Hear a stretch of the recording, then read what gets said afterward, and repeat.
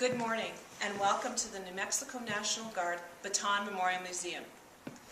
Today we are standing in a building that was constructed over 70 years ago as an armory for the New Mexico National Guard, and today it houses all of our remembrances and all of our artifacts for the New Mexico National Guard over the last 70 years. This museum honors the sacrifices that the men and women of Bataan faced and endured. 75,000 American and Filipino soldiers, sailors, and Marines were forced to march 65 miles through the jungles to be placed in prison camps or sent on death ships to mainland China and Japan as slaves in copper mines or shipping yards. Why is this important to New Mexico? Because out of those 75,000 combined troops, 1,800 of them were Guard troops from New Mexico that processed through these very doors to begin their journey to the Philippines. And of those 1,800, only 900 returned. Those that returned survived disease, beatings, and savage atrocities inflicted upon them while imprisoned. Now, I recognize many of you standing here. I've seen you over in different parts of the state. But for those that may not know me, my name is Captain Foote, and I'm the officer in charge of this museum. I oversee the management of the museum and work to foster community relations and educational outreach between the community and the Guard. I've been with the museum for the last 2 years, and we've been revamping displays, we've been modifying the building itself, giving it some fresh paint, bringing it back to its glory, and emphasizing the Bataan history and legacy for New Mexico. You know, I know all of you in this course and in this candidate course work very hard. It's a very difficult course. It demands a lot of you physically and mentally. And I know sometimes that we feel that we get bogged down. We get bogged down with all the jobs that we have to do, with all the tasks that we have to do. Maybe you're asked 3, 4, 5 times to do all these different things and you may not have a clue. We get tired. We have a lot of work to do and we can't wait for the weekend. But even though we may feel overburdened and feel there is no way to complete the tasks set before us, it really is nothing compared to what our veterans of Bataan went through. Those soldiers of the 200th and 515th Coastal Artillery Regiments have set the standard and the example for all of us. And one of the reasons that you as officer candidates come to the museum is to learn about the legacy and history of the New Mexico National Guard. Our legacy draws from the sacrifices and the endeavors put forth from those 1,800 soldiers who fought and died in Bataan. This legacy is cultivated from not just the relationship between New Mexico and Bataan, but also from the significance of the battle in the Bataan Peninsula. Further, our legacy moves us forward into the future each time we commemorate this part of history through the annual Death March in White Sands, New Mexico, and through the ceremony here each 9th of April. And when we talk about a legacy, we often look to the past and we look to the history to help us determine where our legacy has come from and who's helped us develop that legacy. There's a lot of history still to be learned and lessons to be learned out of World War II. And the history really isn't complete until we talk about the significance of the Battle of Bataan. Why is the battle so important? Well, due to the actions of both American and Filipino forces in Bataan, Japan's timetable was set back several weeks, giving Australia more time to prepare for possible invasion. Japanese leaders felt that Bataan would fall in a day.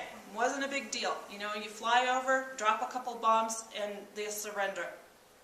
How could they not think that when they knew that the weapons that we were given were from World War I, if not older, that our supplies were old, that our food packs were old from World War I. Our forces were equipped with World War I weapons. And Department of Army gave all the new weapons and all the new technology to the active duty forces that were heading over to the European theater. That was our main front in Europe. The National Guard in those days wasn't esteemed as much as it is today. It wasn't thought of as highly as it is today. And we weren't held in high esteem compared to other active duty units. And that was the reasoning why we didn't receive those weapons. But having old weapons or weapons that didn't function or ammunition that didn't fire didn't stop the soldiers at Clark Field in northern Luzon. They kept the Japanese busy for several months before they were captured. So now we've talked a little bit about maybe some of the relationship between New Mexico National Guard and Bataan.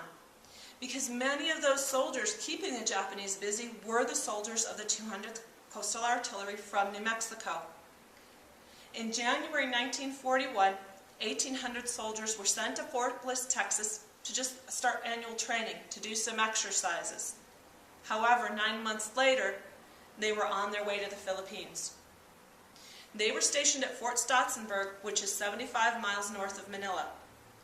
When the Japanese planes began flying over Manila and over the Philippines in December 8th of 1941, the 200th Coastal Artillery became the first to fire in the Philippines on the Japanese, and that's become the motto for the 200th cents, first to fire.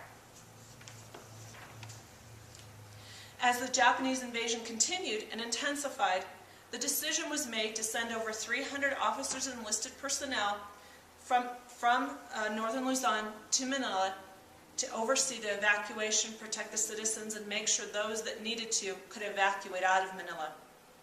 This group of 300, the 300 from New Mexico, became the 515th Combat Support Supply Battalion, which still exists in the New Mexico National Guard today. And even though they fought bravely, Bataan was surrendered to the Japanese on April 2nd of 1942. After bringing down 86 aircraft, our soldiers were the last to lay the weapons down. And on April 9th, the infamous death march began. When our soldiers returned from the Philippines, they were given a hero's welcome and received several awards, including several presidential unit citations. And we continue to honor those veterans today. We honor their memory through the annual Bataan Death March in White Sands, New Mexico, and our annual ceremony here in Santa Fe at this museum. The March at White Sands began in 1989, and it has grown to over 5,000 participants from both national and international locations. Why did they come? Most come to honor a lost family member or friend, but many come to simply honor those that gave the ultimate sacrifice. And why do we have the march? What does it symbolize? Well, it symbolizes the march from Mariveles to San Fernando in northern Luzon, but it also commemorates and memorializes and symbolizes the strength, endurance, and courage that members of the 200th, the 515th, and the Filipino soldiers and sailors displayed. These members of a march couldn't stop for water or food. If they did, they were bayoneted or shot to death. Food and water weren't offered to them along the way, as it is in today's march.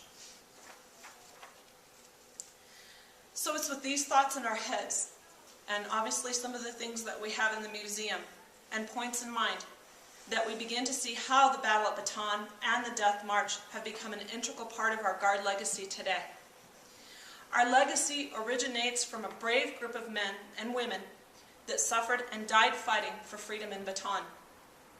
Those 1,800 soldiers delayed Japanese forces, providing the necessary preparation time for Australia, and it required Japan to devote more resources to the fight in Bataan, more than they thought they were going to have.